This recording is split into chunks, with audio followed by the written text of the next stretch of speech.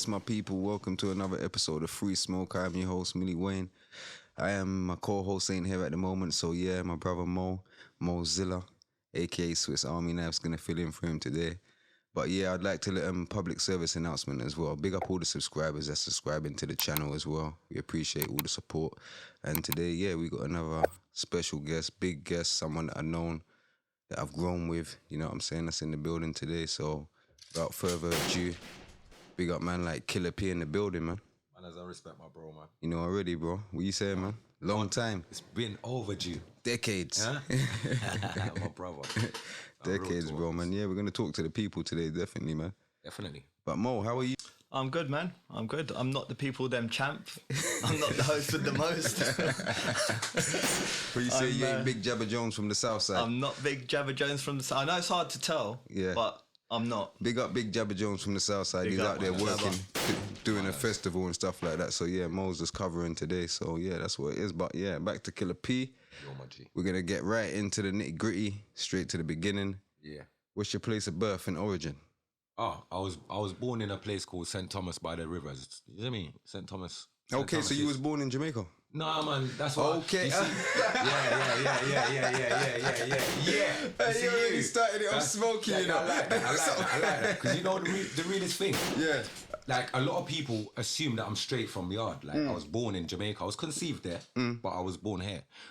But a lot of people say, oh, where you come from? I say, yeah, man, one a place called St. Thomas. They say, yeah, man, which part of St. Thomas? I say, yeah, man, a place called Westminster. You know it? Well, I never go to St. Thomas before, you know, so I'll just leave it there. Like, I only put people that feel like, yeah, man, I said, up there's where I come from. So apparently I'm born the same place then. Yeah. We say St. Thomas on the river, yeah? Yeah, bro. Yeah, that's the new one. St. Thomas on the river, my bro. Yes. Where did you grow in London? When I was young, maybe about 1 year old, I was in Clapham. Yeah. Rasper Court or somewhere like that. My mum was, you get me? And then we moved from there, so I moved to Stockwell, about 81. So from 81, I've been in Stockwell still. Stockwell, what part of Stockwell? Stockwell Park Estate. Notorious around there, man. The very same block from day till now, yeah. How was it growing up around there as a kid? Because we've heard stories about Stockwell Park from, yeah, well, you know what I'm saying? Stockwell, that place where you're exposed to a hell of a lot of stuff, bro. It's like you have your own. It's like it's got its own society in that place, bro. At the time that we're talking about, it's not now, is it? No, not now, of course. Back then, it had its own little society. We didn't need to leave that place for anything. You know what I mean? What do you mean, like for the people, like for the viewers' purpose? Well, we didn't have to. We didn't have to leave our block to make money, so to speak. Well, a lot of people in South would have had to hit a front line, so to speak, to juggle or hustle or do a little thing. We didn't really need to. It was on our doorstep. So that would be like even actual place that people in South tried to come to. Most probably, only certain people would most probably be able to. You know the link still. Yeah, you was there. You come on, bro. Yeah. I was still a younger generation though, but yeah. No, but a lot of people did try and surface, and that created a lot of indifferences between people. But you know, quickly and swiftly, a lot of people would have acknowledged that it's not a place, it's not a playpen. It wasn't a playpen that you could just come and do what you like. It was a family kind of thing running around. So you seeing that as a kid, how did that make you feel? Well, about your environment? My environment, well, for me, I just felt like I could do anything. Did you think that was normal, what you were seeing? To a degree, yeah. Yeah? Yeah. So now you're grown up as a big man, was that normal? That's a madness, bro. You wouldn't want like your children That's a madness, bro. That's a madness, bro. I wouldn't wish it on anybody. I wouldn't want anybody or anyone that I've got, you know, feelings checked for, care about, to go through stuff like that, where, you know, you're driven to do what the peer pressure of that area. Would you feel that if you lived on a road that it would have been different to living on an estate? Totally. Because we're originally from Stockwell, yeah? And we moved from Lansdowne Green Estate, Wandsworth Road, to Streatham. Look at that. And I think that was an important change. Like I was thinking like, right, my mum stayed on these blocks and all this stuff. Imagine because remember how much brothers I had and stuff. Imagine like, I don't think the ending would have been too good with an estate mentality. That was a revelation for me. What you just said just now. I always thought you was from Streatham. I didn't know that you was from Stockwell. Nah, man, Stockwell, original Stockwell. You see what I'm trying to say? Stockwell, like, there's a lot of the history that gets missed. and big Misconstrued, gaps. yeah. Everyone thinks Alright. you're from because we put Streatham on the map. On the map. That's what it I was was. gonna get yeah. to that bit. You get me? So yeah. yeah, it's good that you just woke me up to that, my brother. Because there wasn't nothing going on in Streatham when we got there, man. It was no. that place was like it was close. It was closer to how Croydon was, kind of, man. ghost town, like brother. Norbury and them areas were. So when we come to Streatham, we definitely put that on the map, You man. brought life to that place, brother. But we're coming from the same place, Stockwell. Your one was, other but the side, same but, place. So what made you want to embrace music? Like as a kid, what music? Who was you listening to? It's funny that you say that because I was always a part of music from a child growing up, right? And there was a house that was across the way from my house on the block that had a sound system in it. Roger, Ray, and Maria. I always reference these people because that's the start of my career, and I don't forget where I come from. No, right? we can't do that. So they using their equipment every day. I would like climb out of my window and go to their house and MC, and my mum would just be looking for me, hear the sound, and then up at the people in the back garden and drapes me up and You say she would know it's your voice. she'd know the voice like yeah, little ninja, me a little ninja. I don't know what I was saying back then, but Yeah. it made sense to me at the time. So who did you like? What artists did you like? Well, I was around. Who was you trying to imitate? Because obviously you didn't just come with your own style straight away. I mean, I watched Ninja Man and Shabba and Lieutenant Stitchy and Colonel Josie Wells and a whole heap of big artists I was watching way before. You know what I mean? We grew up on stuff like How Did They Come and Countryman and Rockers and these films. Of course. You know, like Babylon and all that. yeah. You understand? Yeah, We grew of up course, on all of that. Yeah. That was like our Bible in the house, bro. Yeah. You know what I mean? Those films, Yeah, of those films course. were religiously watched, and Of course. we learned a lot from that. So yeah, there was a lot of influences from the outside. I also had a lot of influences from inside the family because I had artists that were within the family, second cousins and stuff. Yeah. That are internationally already gone. Yeah. So with that being said and done, that was already in the DNA.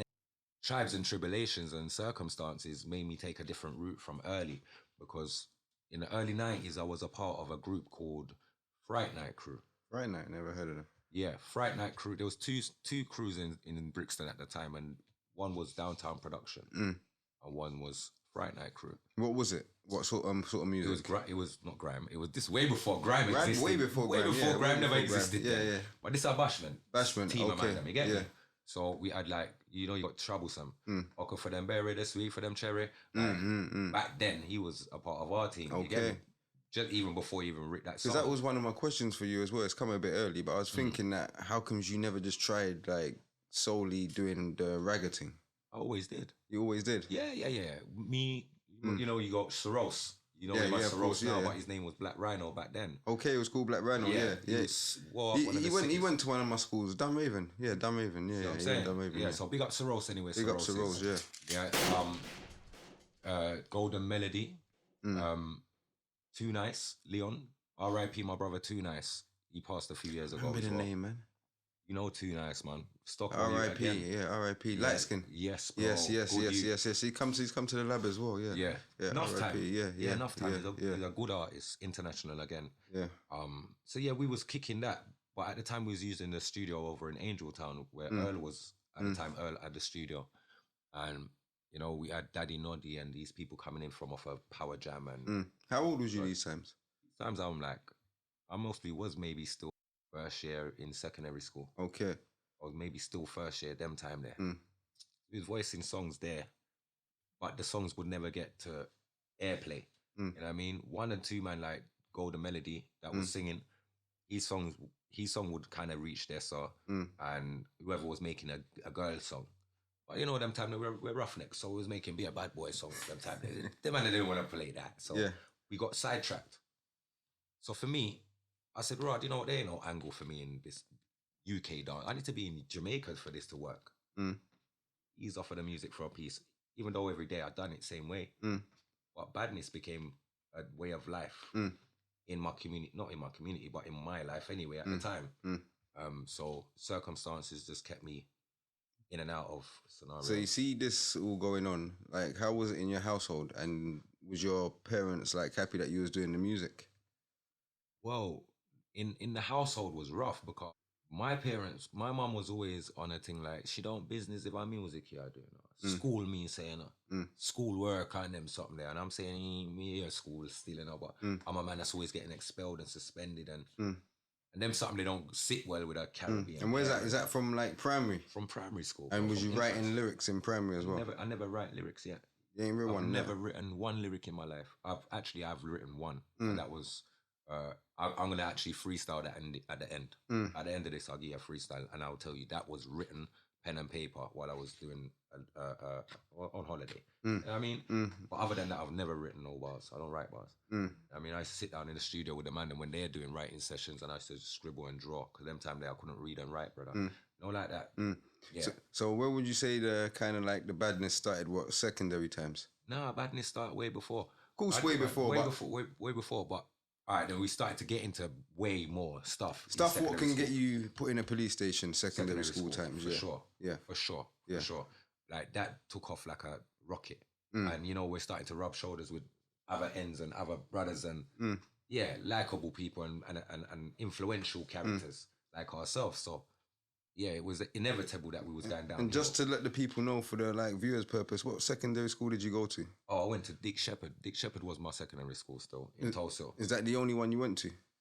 Well, that's the one that I was registered to go to, and I used to bunk from there and go to Lillian Bailey's. So big up to my people that know me from Lillian Bailey's still, yeah. You know what I'm saying? Big up everyone that went Dick Shepherd as well. How was the playground in there for you? And how was it in there for you? What, in Shepherd? In Shepherd? Yeah. Oh, that was our playground, full stop, man. Come on, we had everything there, man. Because I remember you even like spitting lyrics from then, bruv, man.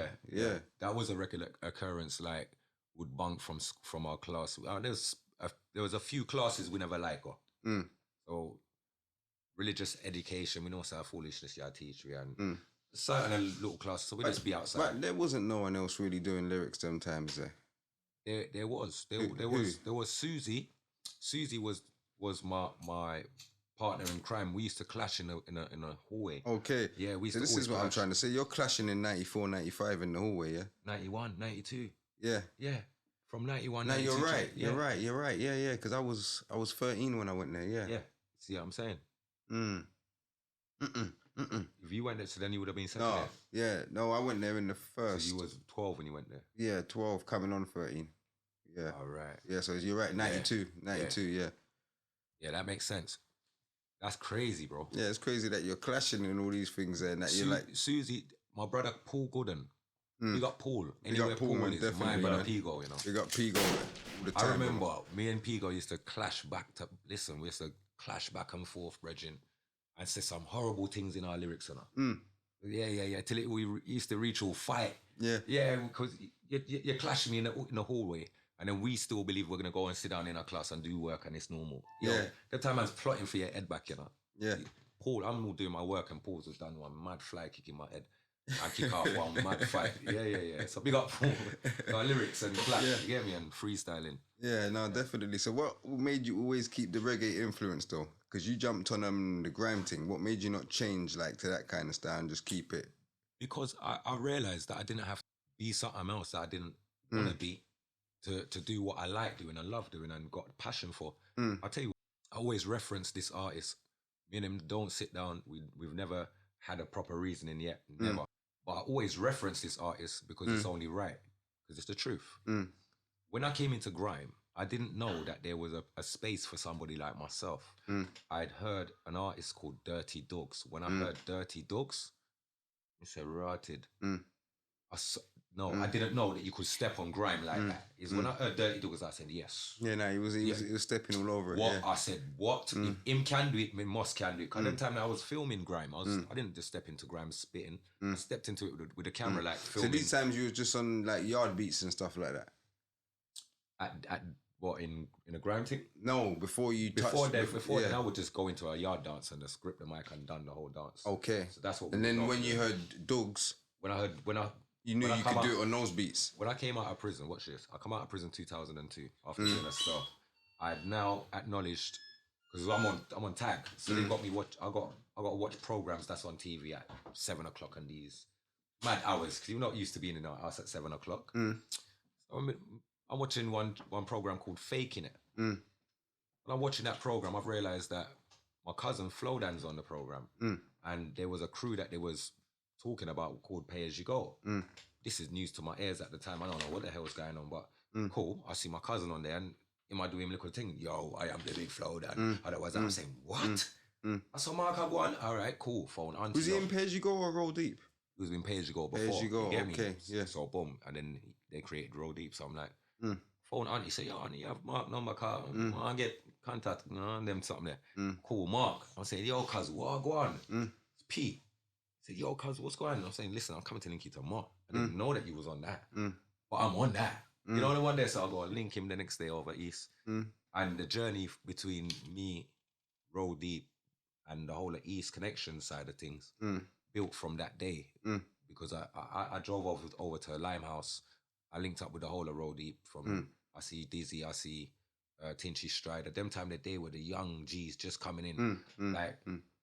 Check 1, 2 guns in the air, feds in the case, but we don't care. Rifle, shotgun, everything them thing that was shot in them time. We got things in boots. That ripped over the place. Guan in ripped them up time the place. there. Ripped up the place. So that's when I kind of built the connection with them. Yeah. But they already knew of me. You know what I mean? They knew of me because I grew in East also. Okay. In the 90s. What part of East? Popular. Okay. Popular. I used to, you know what I mean, chill at my auntie's house over that side. More time when I was too bad to stay in the south.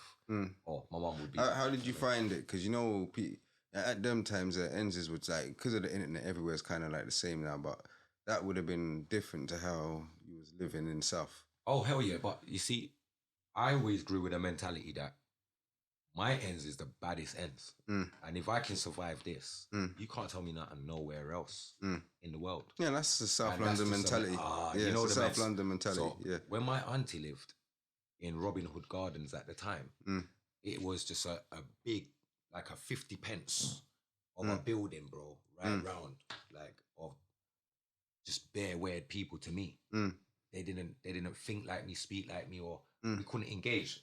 I was on a bad boy thing, bro. I just go and pick up a youth's bike and I'm out at the ends going to East Ham to see who I can trouble up there.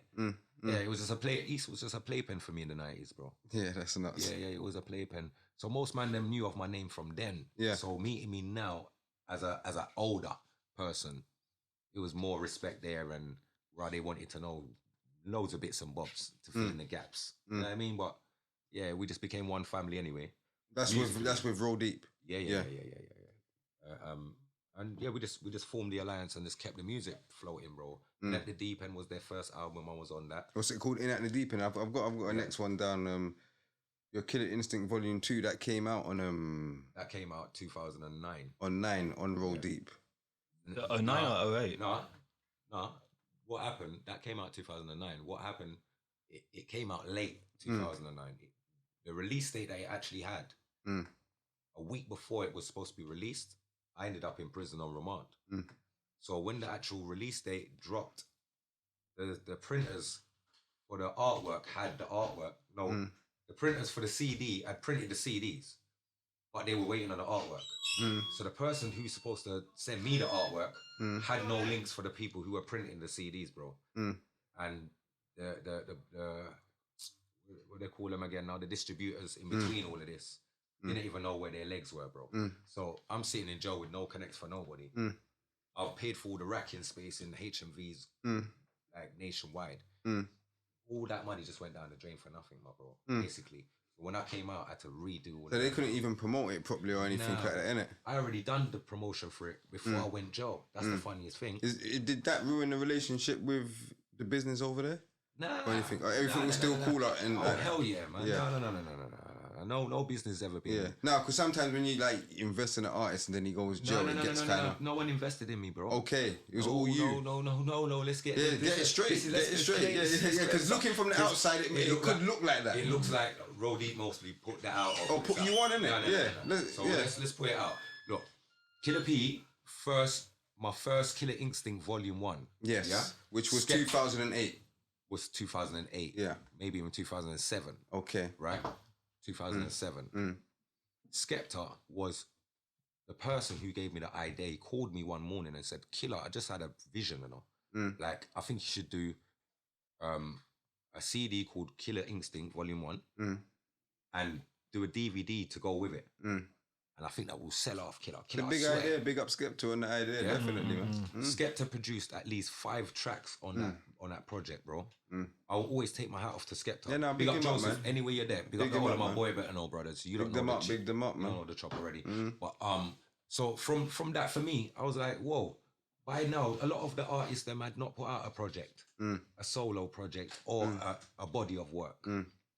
So when I done that, bearing in mind, I sat in my house and I burnt that on some local Sunday market CDs.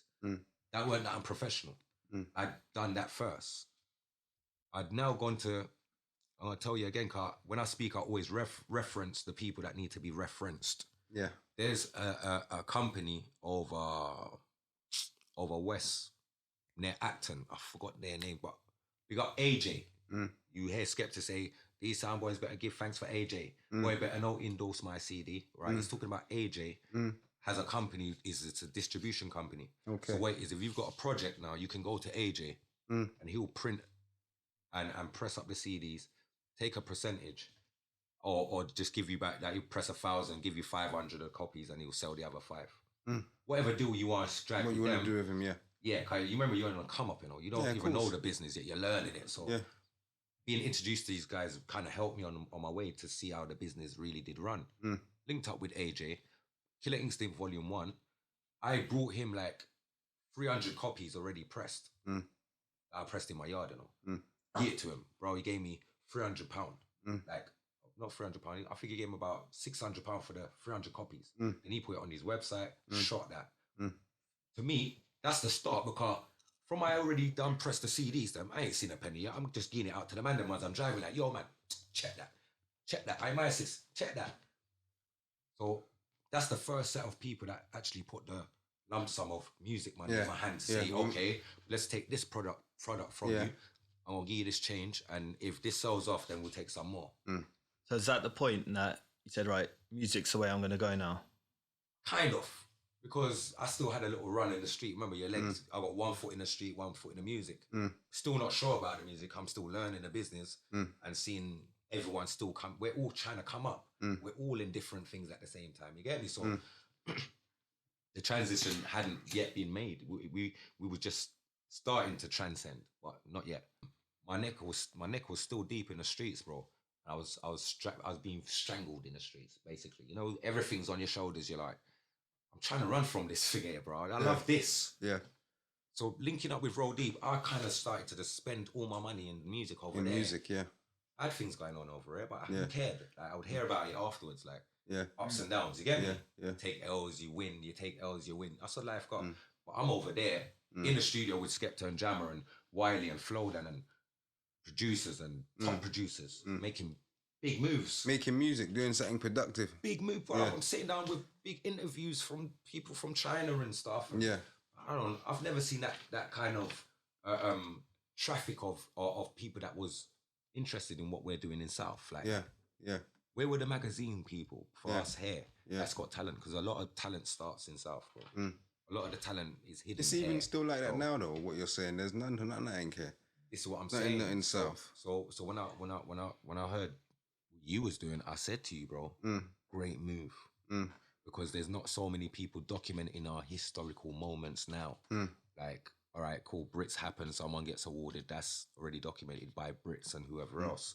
But there's everyday greatness happening that's not being documented. That's not being documented, by us, you get me? And that has to be. You know what I'm saying?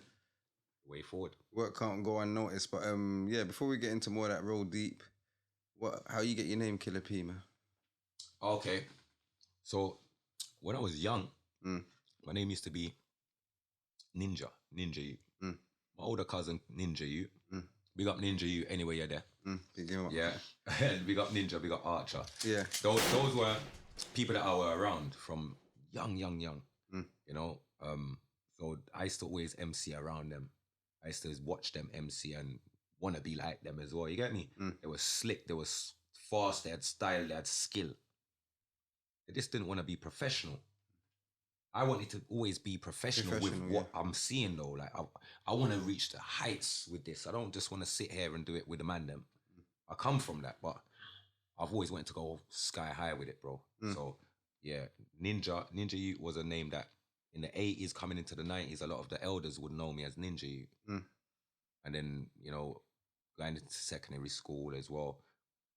Just before secondary school, my name was Mickey Nightmare. Mickey Nightmare. Why Mickey? Oh, you see You my sound boy like from some Cockney Goodfellas. dude, No, yeah. you see my boy from Goodfellas. Which one? Mickey. Which one's Mickey again? The one that's got the pen. He's at the bar, man.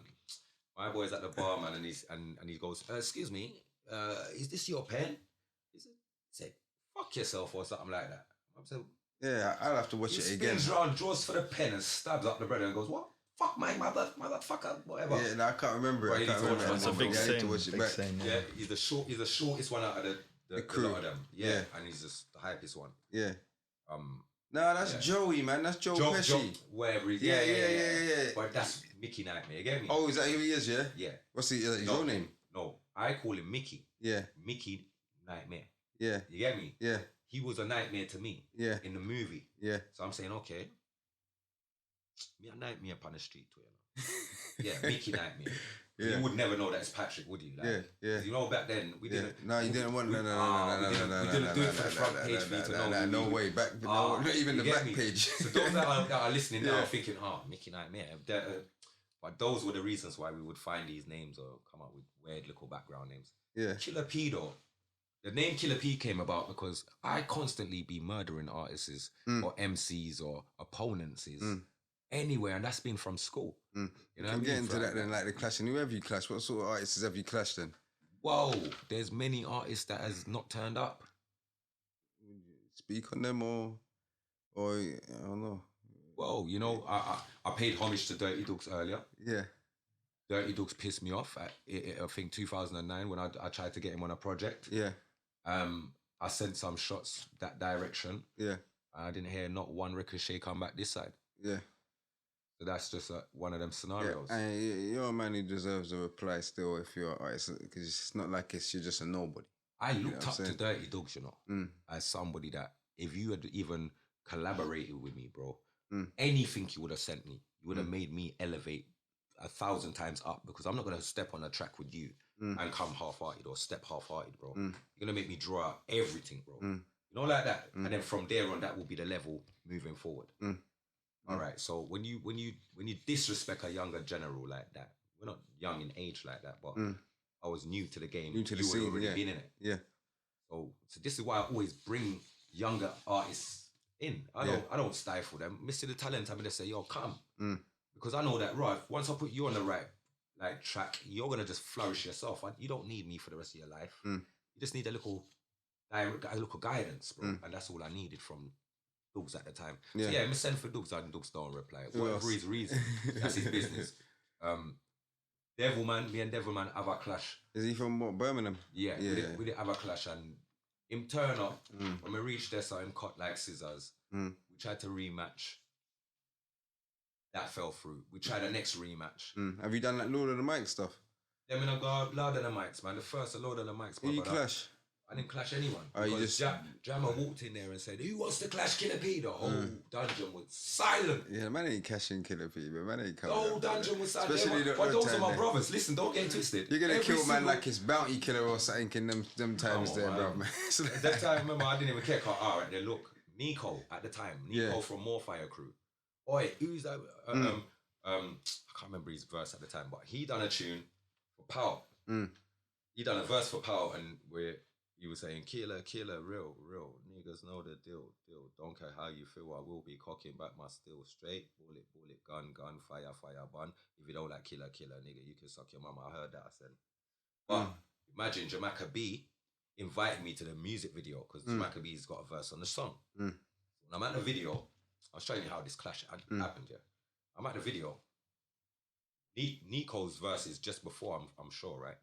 And they've got his one on reverse. So he's going whoop, real, whoop, deal, yeah? So I don't know what he's saying. I've never heard this tune before. It's the first I'm hearing it. So we do the video and we're there in the background with my brother. You know what I mean? Nothing. Bro, when I watch back the video, finished product, killer, real, niggas know the deal. I'm thinking, blood's already boiling. What is this guy, his name's Nico. Why is he trying it for? He's tried to say his name was Esco before. Esco hit him up. Now his name's Killa. Why is it Killa? Why does it have to be Killa? I was pissed. You get me? So I'm like, plus straight after he says that, Killa is in the next scene in the background with Jamaica B saying, "Road boy for a second, let Jamaica B got draw for it." And I'm thinking, this is a big disrespect here. Now. I watch when I see him. So then I caught him at Best Urban Music Seminar that we used to have in Waterloo every year. Yeah. South Bank or something like that. Yeah. Catch him down. There's about 500 people outside. I just drive from Studio 33 after party that Sunday. As I pull up, bruv, everyone's running to my car like, "Yo, Killa, he's over there, he's over there." I'm saying, cool. Come out the car, them time I camera. So I switch on my camera and put it on record and walk in and get it to him and I say, "Make sure you film this." Yeah, bro, going into the circle, about 500 people in a circle, bro. I'm trying to give him an easy way out. Like, yo, bro, we can do it on wax and make some money. No. Roadside, Air Smiley in the background. Well, fuck that. Here and now. Bagger man in the background. Frisco, everybody. I'm saying, cool. All right, cool. Bruv, that day, that body and that he got that day, he ain't been a part of More Fire Crew up until just one day. When has anyone heard about Nico from then till now? Yeah, that's nuts. Come on, bro. What is that? Is that on video, that clash? You can go on YouTube right now, type in Nico versus Killa P. You see that. Them time that I had plats. Remember when I had the plats? You see the plats? Yeah. Bro, that. Yeah, I need to watch that still. I ain't seen that. Instant body, bro. Not disrespecting. You know what I'm saying? It's a love thing, yeah? But you know what I'm saying now? Nico says his name's Nico Killa. I'm saying my name's Killa P, yeah? Alright, different. It's not a beef thing. We're gonna hear it out on wax. We'll hear it out on wax. Who said what? Step up. Who said what? Step up, innit? Step up. Who said what? Who step up? lyrics, Step man. up. You see it? I'm saying it. We're gonna do this on wax. Shine that way. This is the right way, man. We're gonna do it on wax, and we're gonna make peas out of it. But we do shit on stage, and we end up in beef on road. Fuck the beef on road. Can we do it on wax and make some peas out of it? Bring it to the roadside. Agreed? Agreed? Bang, bang. Agreed? We can do it anyhow. We can do it anyhow. I say just spit bars on camera. Yeah, man, come on. Squeeze. You couldn't swing it, bringing it with a don, Nico. You couldn't swing it, bringing it with a don. If you wanna bring it with Killa, we bring it on car. I'll be swinging it all day long, then again. Swinging it with a don, Nico. You couldn't swing it, bringing it with a don. If you wanna bring it with Killa, we bring it on car. I'll be swinging it all day long, Nico. My arm is strong. Worst ways when it comes to beef, I walk up high and front. My arm is strong. I go to the gym, yeah, I push weights to the gym. What you think? My arm is strong. You couldn't fuck with me from Stockwell Park Estate. My arm is strong. If you wanna worry Killa man a PD, tell them bring it on. Big up men like Killa. Hey, Frisco. Bang. Yeah, anyway, we don't like one-liners. I'm in the middle. So we give them intelligence. You see, intelligence, yeah. Alright, listen. First word rhymes with the last. Past is where I leave one-line flows. No, I'll never be another one-line. Time moved on, now move advanced. Sad chance for them sound boys in the game. Lame MCs won't eat this year. Fear end double because I might murk you. Cruise ain't nothing like I don't murk teams. Me spit a kid a nigga ready for the war. You're not ready, that's why you won't win. Skin teeth now, but I know you're fake. Makes me hate, let's battle when done. Done it! Allow it, man. I don't even want the full 16. That's bars. You say you bodied that. Instant body, bro. Now I can imagine. Big still. up Nico anyway, yeah, because you're still one of my brothers, you know? Yeah, no, of course. We got all my More Fire brothers, them. Definitely More Fire. Big them up. Definitely. It's a part of the history that we can't change, you know. Yeah, sir. And Nico, I know you're upset with me, but they can't change the history, you know. I just swear to God, brethren. So who would be your top 5 grime MCs? Your top 5. My top 5 grime MCs. All right. My top 5. Gets is definitely a top 5. Gets is definitely a top 5. Books is still one of my top 5s. Gets. Wiley's definitely still one of my top 5s. Because of his work ethic, bro. Consistency throughout the years, yeah.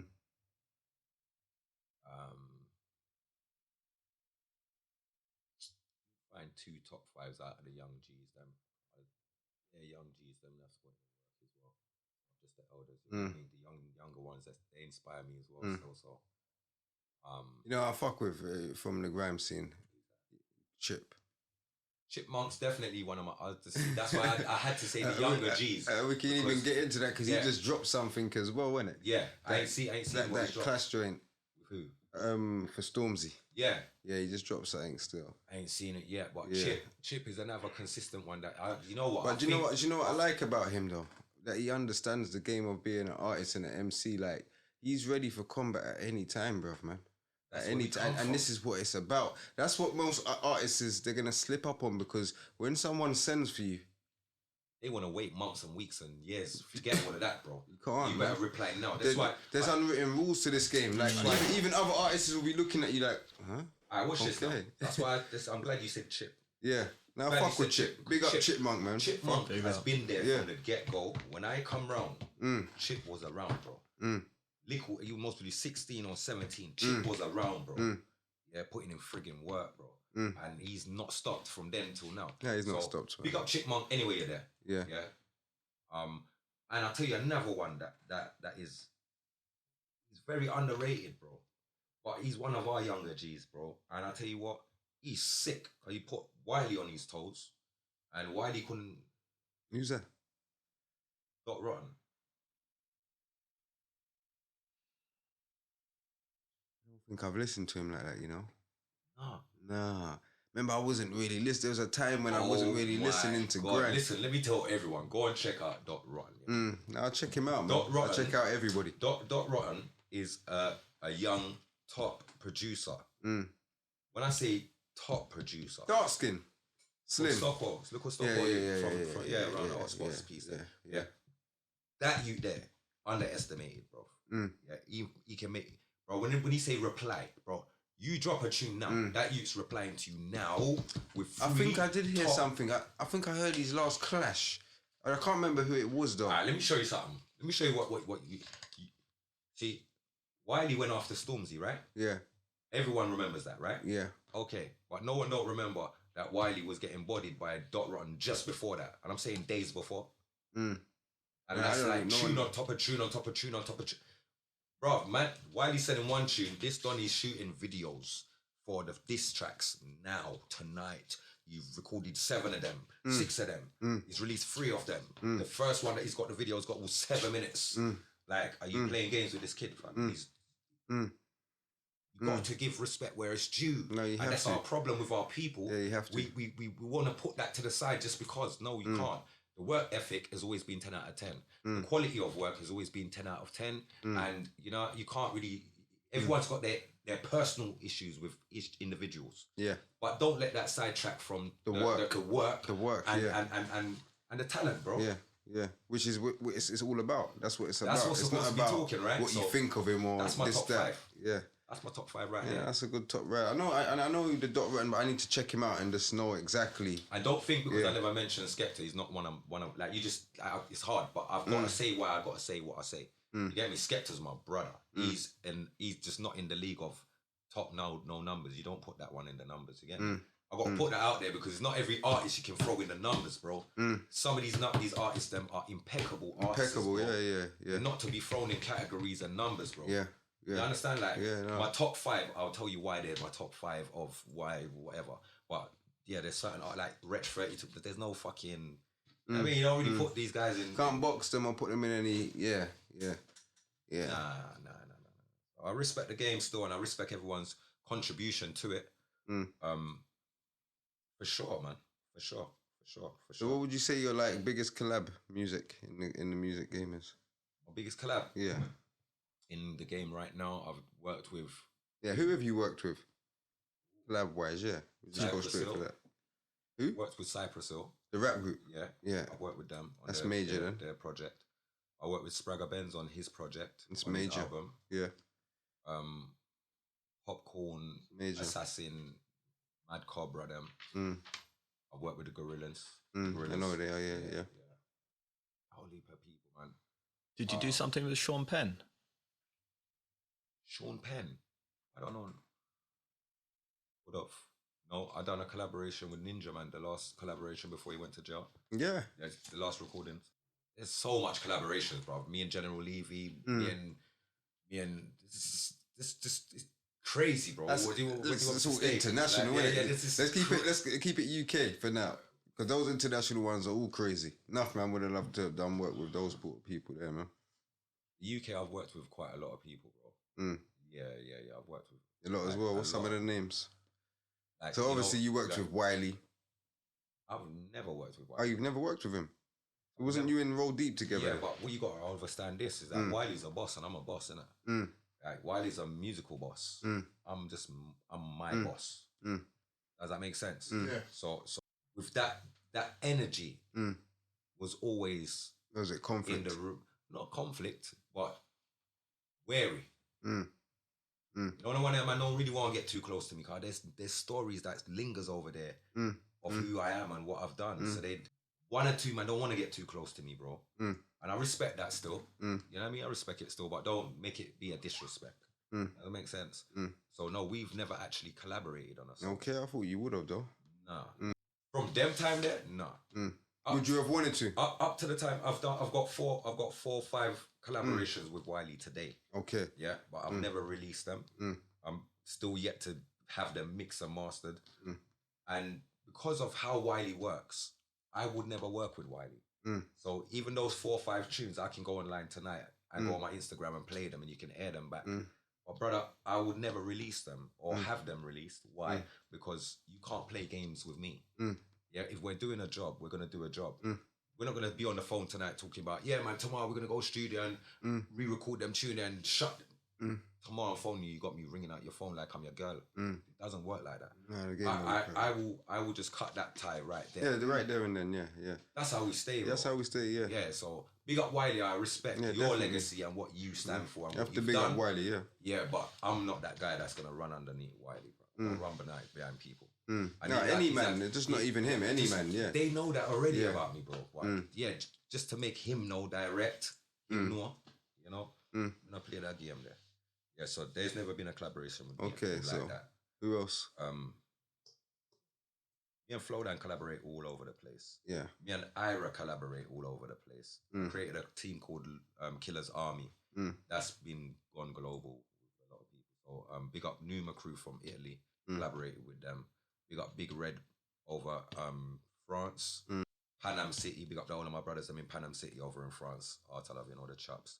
Big up my brothers them over in Brazil, Favela Life. What was you doing in Brazil? In Brazil. Where they got Gram out there? Yeah. There's a lot of different stuff going on. It's crazy, bro. From the dubstep side of things, I don't just do gram, I do dubstep, drum and bass, jungle. Any genre, you know, I can step all over it. So we work like that, and wherever it fits, we just put it. And all like that still. We got J Master Badman, my brother over in Russia, over in St. Petersburg. We got my brothers them over in Moscow. Big up to my brothers them in India, over in New Delhi. Master Bass, I just released a tune with them called Lucky, look out for that. There's a lot of international work and in-house work. Yeah, no, it seems like you're doing a lot of work, man. You're doing a lot of work. So what's your most memorable moment in music? There's a hell of a lot of them. Your most memorable one? There's a hell of a lot. All right, boom. My most memorable is performing in Brixton Electric, which is known to me as Fridge. Fridgebrook, yeah. Yeah. In the whole capacity though, the whole capacity of the building. Why was that? Was it home? Because it's my hometown. That's why, and yeah. I've never actually had a chance to perform my catalogue in my hometown in front of my people. Yeah. I mean, so Loved it. That night there was a special night. It was definitely, it was a Deep Medi anniversary. It was like a 10th anniversary of Deep Medi at the time in Brixton. So yeah, that one was definitely set in stone still. What's the worst? What's the worst one? Yeah. Worst moment in music. Worst moment in music. Wow. Where you just think, fuck this shit, man. Wow. Wow. It don't go like this on the streets. All right. I got robbed for like a lot of money in music, bro. Yeah. And you know where we're coming from, bro. £10 is a lot of money in where we're coming from, bro. You understand? Like, we value the money that we're making because we know how hard it is to make it. So it's not the money, it's the principle. It's the principle of so it. It's always the principle, yeah. Bro. Not just the money. It's never the money, yeah. So when this happened to me, I was like, rah. I've been robbed for a whole heap of money that could have changed my life, bro. Like I could have just literally gone and bought a house out the hood, like would have changed my life. Is that someone musically? One song, bro. One song. A lot of money. I didn't know the business. I just recorded a song. This song had been released under a label that I didn't know had no powers to do such thing. Boom. The producer and my cousin, so-called, had cut and been performing the song all over the world. So at the time, remember, I'm sour about this because, like, bro, man gets beaten up for stuff like this, bro. Man gets shit happens, bro. Not in the music industry.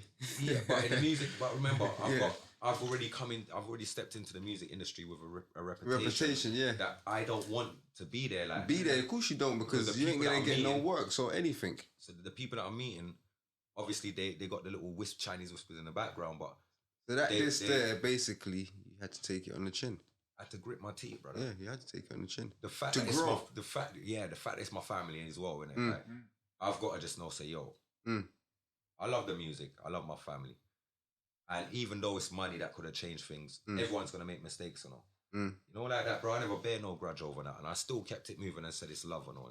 And bro, that's why the blessings, it comes in drips and drabs and all, but we give thanks and we count them and all. Of course. We give thanks and we count them, brother. I could easily do stupidness and what? For what? In the aid of you could have had, should have had. We're still going to have. Of course. Oh, I'm to them. We still have got to have it because we create. We don't steal from people. We don't steal a man's style or steal a man's pattern. We create that. I own a tea fit. So if we're the creators of it, that means that we create the table and give a seat. And yeah, eat. So we give thanks that we're able to bless somebody else around the table, brother. It's lonely when you eat at a table by yourself, don't you feel? No, of course it is. You can't eat by yourself, man. That's the thing there. So do you feel like you get the respect and dust dues? Or do you even care about that sort of stuff? I don't care. I care zero about the respect. I've gone past that part because, you see, I'm no longer an ego. Was there a part in your career, because like you said, the ego had to have been there. With a name like Killa P, you definitely had to have an ego. See, this is where you're wrong though. This is where you're wrong. Because of the fact that they've already got the Chinese whispers of who this guy is. Because remember, Flowdan already, like, they knew who I was to Flowdan. So they would have already known the stories through Flowdan. But did you step in the room thinking you're the baddest and the baddest MC? No, I never did. Okay, that's good. Yeah. Right, ask anybody over that side. I went over east giving away weed, bro. I would step into the room. I don't know nobody, bro. I'm throwing all an ounce of weed on the table and say, man, them just smoke, man. You don't know it's beer, love. You don't know. Okay, I'm the funniest guy. I know how you came. I'm just the fun. I just be comfortable. As long as you're comfortable, I'm good. You're good, yeah. You know them ones there, fam. Yes, I already know our stigma that we walk with.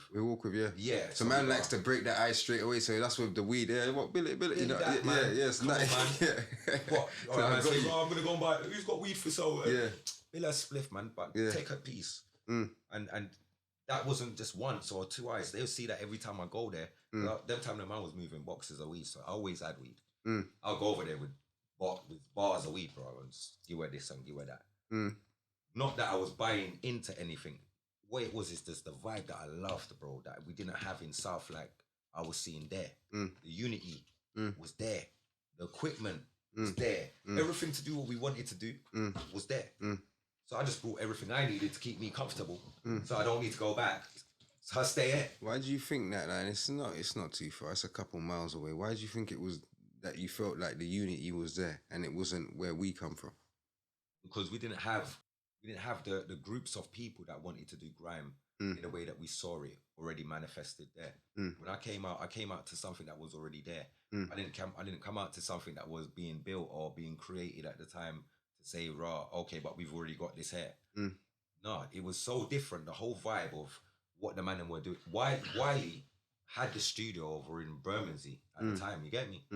Like, just, this is all before you even drop what they call it, garage, what they call it, urban. He had his studio up there. Bro, me going over them man's side and linking up and going to his studio and seeing, hold on, I wish I had it from a long time. One of the ones there, you was probably the only man, them time that I already had big studio up in your, bro. What year is this? I'm talking 2002, 2003. Yeah, we did. Yeah, we did, innit? Yeah. 2002. Do you understand what I'm trying to say? Yeah. But the fact that when I went, all right, cool. So, all right, man's got studios over here. Yeah. But bro, man ain't phoning, man, and saying, yeah, boom. Yeah, what? Yeah. Yeah. The magazine people them come to link us. Meet us by the football pitch. Then all the dogs them from different crews are coming to link man at the football pitch. Yeah. I'm seeing a whole different movement going on. Yeah. So I was kind of tuning into that and trying to figure out what the rascal I talk about. So them time there, the baddest youth in grime for me was Crazy Titch. That was the bully of grime, bro.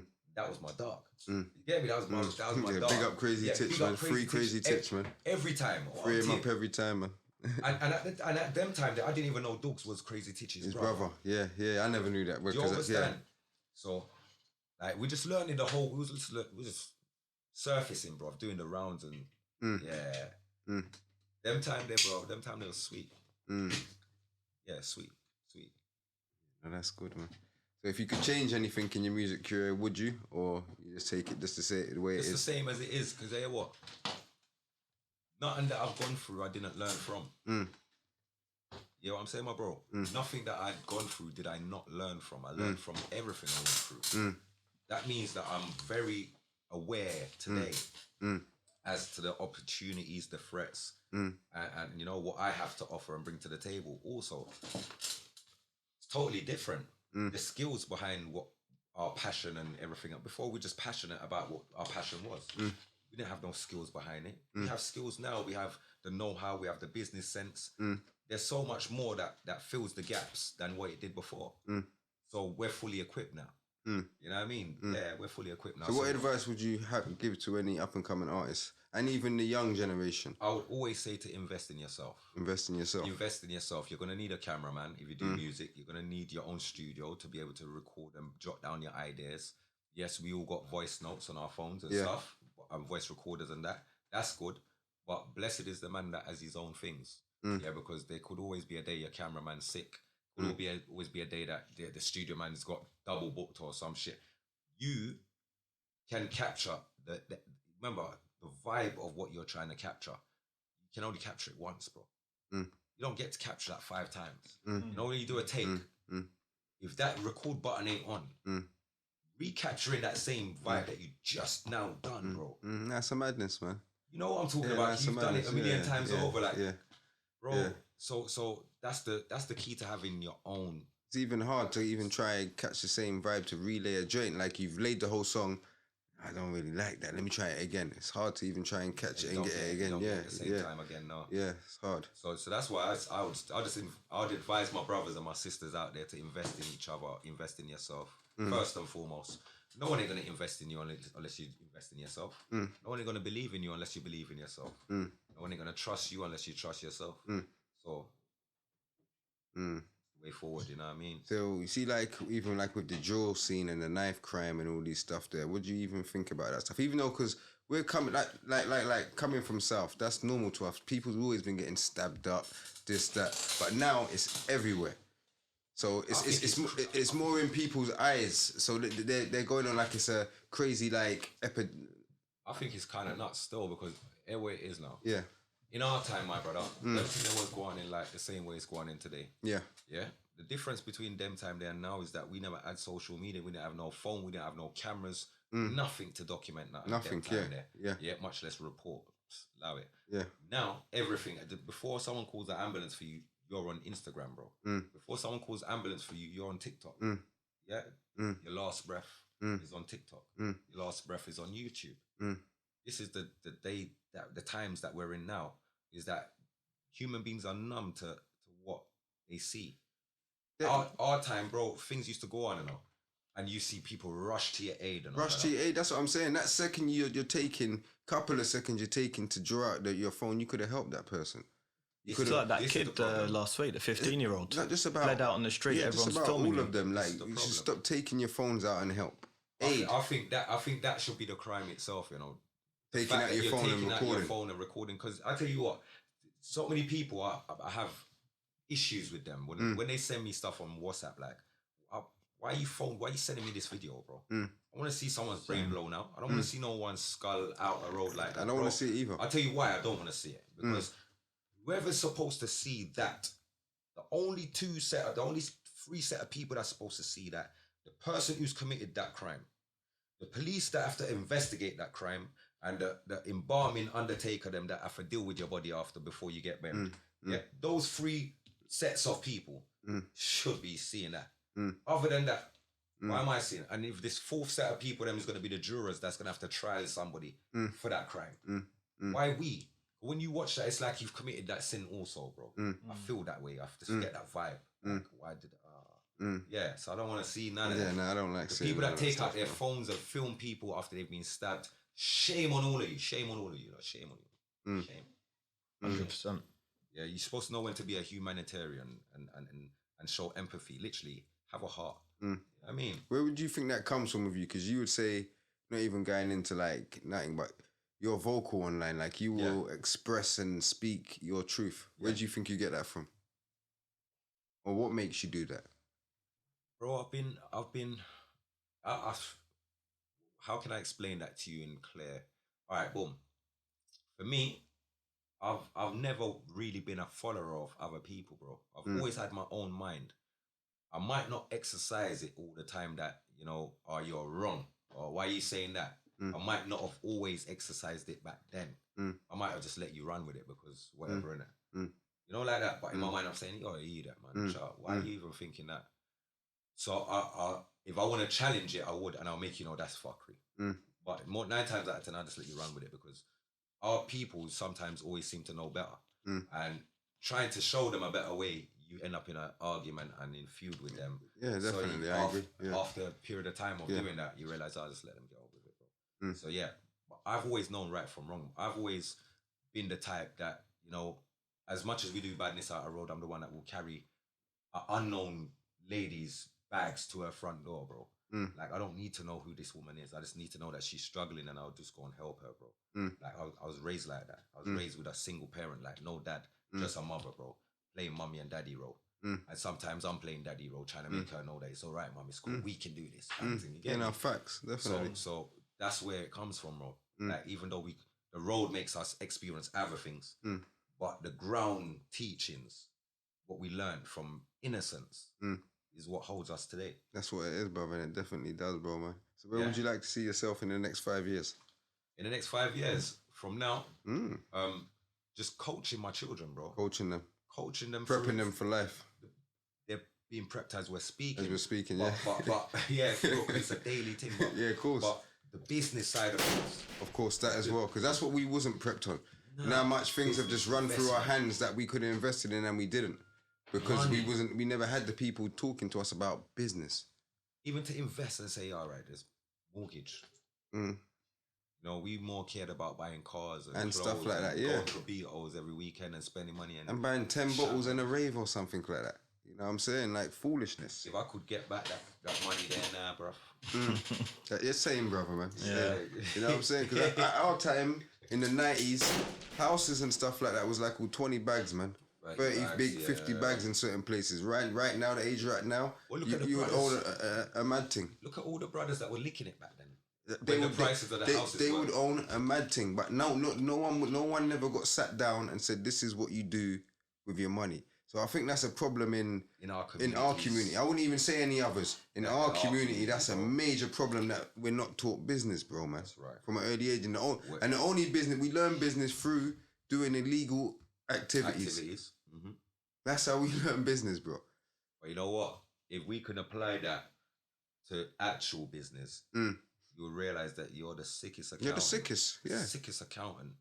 You deal with money every day. You subtract, you add, you divide, bro. You know what you're doing. If you know what you're doing, apply that to business, paper and pen. You know what I mean? Like draft up the template and just work with that template. It's not hard. You know what I mean? It's not hard. And we are business minded. All of us off the road are business minded. We just need to change the product of what the business is. And let it grow.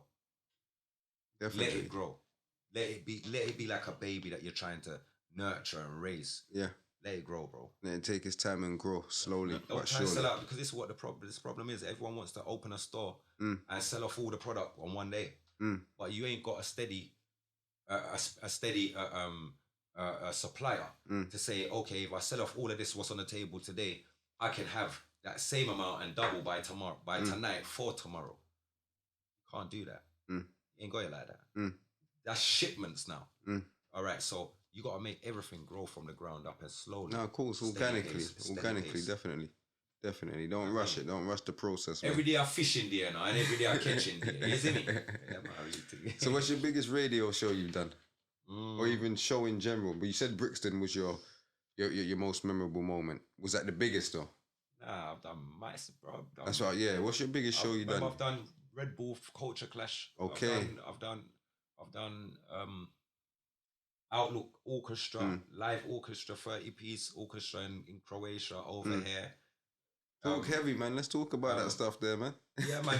Royal Albert Hall, Royal Assembly, all them places there. Yeah, we shut that down, bro. Yeah. Yeah, we've done some real, like, that's memorable. Again, the next level shit. What would you say because it would have to be, your best part about being an artist will be performing, right? Always, isn't it? Yeah. The performance of my kind of performance is not just about performing my songs. You see, I have the same way I speak online. I'm like that within my show. So I always stop my show and talk about what's currently happening surrounding us, whether it be climate change or whether it be the youth killing each other, or because I know what's going on in many areas, like whether I'm in Manchester or Nottingham, Sheffield, no matter where I'm at, my ears is to the ground with my people, so I know shit's happening. Something happened last week, so I address these things. I make them know, yo, man, we don't really like that. These things don't make me feel good. You know what I mean? As an artist, that respect and love all of you lot. You don't have to love yourself, you know what I mean? And these are the messages I kind of show about. No, you have to, man. So is Killa P going to take the vaccine? And what did you think of that corona stuff, since we're speaking about general stuff? Well, you know, coronavirus for me, if everybody wants to be frank about this thing, right? You all know there's a whole heap of holes in the ceiling, bro. Nothing ain't straight, nothing ain't clean, nothing ain't 100%. Nothing's been proven. Nothing's been confirmed that it's good for you or that it works. Or I'm not with no vaccine, bro. For what? What do I need vaccine for? Let me tell you something. Tell you about investing in yourself, yeah. I've made sure that no matter what happens, I will be transmitting to the world, whether it's money or money not. You know, like that. But my voice, my music will always be played. Even if it's just by me. You know, like that. Like I don't have to always be flying to perform. Yeah. Like if you're gonna lock us down like that, then cool. Yeah. You know, like that. But we say you're not in the vaccine at all. I'm not in no vaccine, bro. No. I tell you the God's honest truth. Yeah. It's hard for everyone to just say no. Yeah. Because they're gonna make it hard for you. So I'm gonna leave it like this. You see, while I still have a choice, I'm gonna always decline. But you see, when you make it to the fact that I can't provide for my children and I can't provide for my family and I can't provide for myself, we're going to have to reevaluate this thing. There must be an underground way forward. And if there ain't, we're going to have to create one. And if we can't, then we're going to have to go and line up, bro. Ain't that reality, right? Yeah, no, that's fact. That's reality, man. So I'm not with the narrative of oh, I'm not going to take the vaccine, or no, I'm just keeping it real, bro. While I got a choice, it's always going to be no. And until they close the doors on every option, then it's going to be no. Yeah, that's where my thing's at still. And there's a brother out there called, what's his name, Reese or something. Who's that? One yard brother. He's out on the road. Let me get that coke over there, Mo. There's a brother out there. He's got one tune, bro. I just love the tune. I don't care. Everywhere I do reference this tune. Yeah. He said, Mama, don't take the vaccine. Papa, don't take the vaccine. Yeah. Doggy, don't take it. He's telling every living thing not to take the vaccine. What's that? So a yard you? Yeah, one yard, it would have to be. The way you was all saying it, it would have to be, man. The man said, Mama, don't take the vaccine. You got any questions, Mo? Yeah. Before we wrap up? You've been releasing music for the last 13 years and you've been doing music before that. But in 2011 to 2017, you didn't release anything. 2011 to 2017. That would be wrong. That's wrong. So you say you've always been releasing music? I've always been releasing, my bro. Always been releasing. Yeah. All right, 2016. How much albums have you got? I can see. I got one finished at the moment, just being mastered. Six albums. I can see. 6 albums. Yeah. So that would be the 7th. 7. And that would be 7. 7. Yeah, that's a work still. Yeah, there's hell of a lot more sitting on the desktop, but like I say, bro, the business, everything has to run right. And you can't always make others capitalize on what you do. So I've got a lot of shit sitting down, bro. Like I've got insurance projects sitting down. If anything happens to me today, tomorrow, tonight, next month, bro, I've got like I know you got work rate. Catalogs, I know you got work rate. No, that's one thing I know. That's one thing I know. Like Lyrics for days. Bro, like a Bob Marley sitting down, playlisted. One thing that I did forget, being from South and then you was in East. How was all of that? How did you get there? Because like you said, we had like Roadside Elms was here the other day. Yeah. You got Roadside, my family. Big up Roadside. They wasn't over there like how I think you was more embraced over there.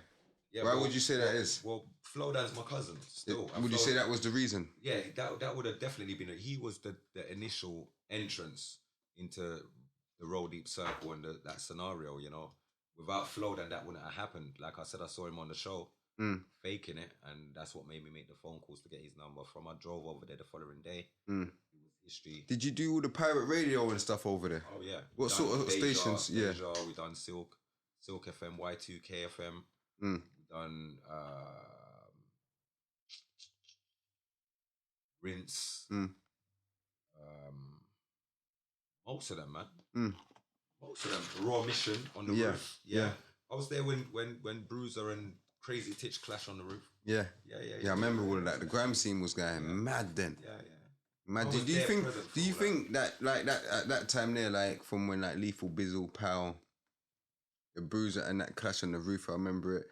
Do you think Grimes is still big and is like relevant today as it was then over the UK rap? Or would you just say they're both the same? That's mad. Because I'll tell you the God's honest truth, bruv. Yeah. Not everyone liked everyone in grime back then. Yeah. But you see, when there was an event, you stopping man from going there and shutting it down together as one unit. Like, that's one thing I liked about grime back then. Grime now slightly has that same element, you know. But there's just not enough of the influential. Who are the grime MCs now, though? Like grime MCs, like you got Screw Fizzer, you got the YGGs, they're younger Gs, yeah. A little group. You got like a point, like let me give it to you. It's 3Smoke, innit?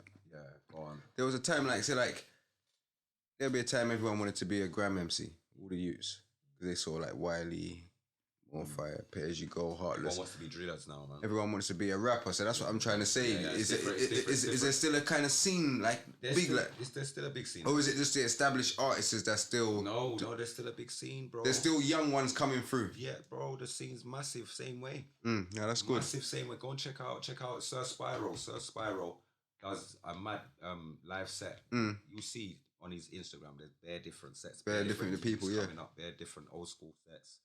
They're legendary things, bro. Would you say? Because I think the grime, the garage, jungle, more authentic than UK rap. What would you say? I would always say yeah. Yeah, same. I would always. That's why it started. Because like that's something we own. That's what we own, man. That's what people don't understand. Own, that's where it comes from.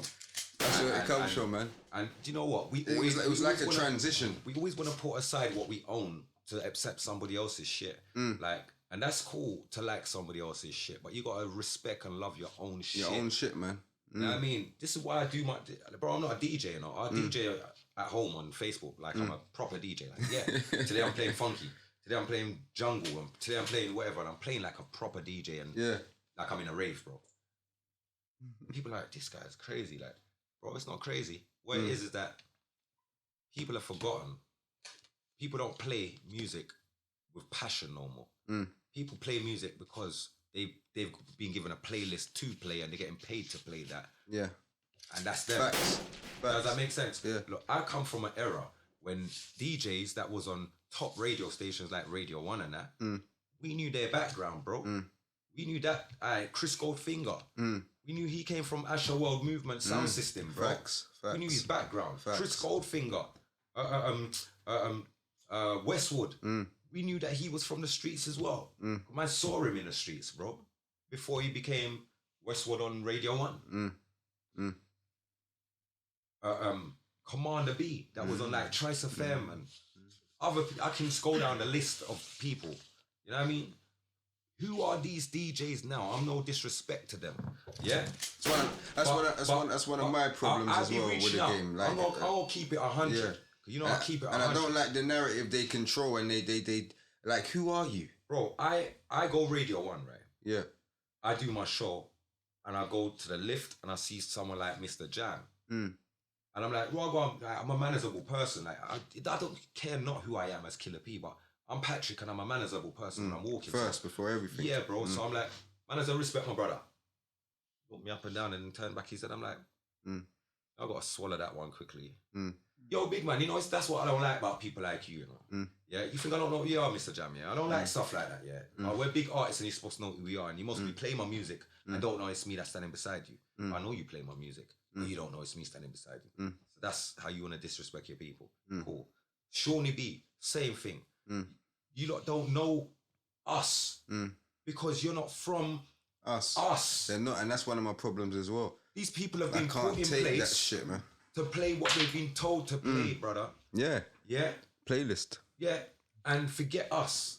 And I prove this because I know they're gonna watch this and think, oh, he's throwing shades, but Shawnee B, check your DMs.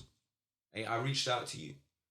Like, you're supposed to be a bashment, man. And you don't know that Killa P runs the whole of the bashment underground, the sound system culture right now that you're supposed to be on Radio 1 talking about and representing. I represent that in the UK and I run it at the top.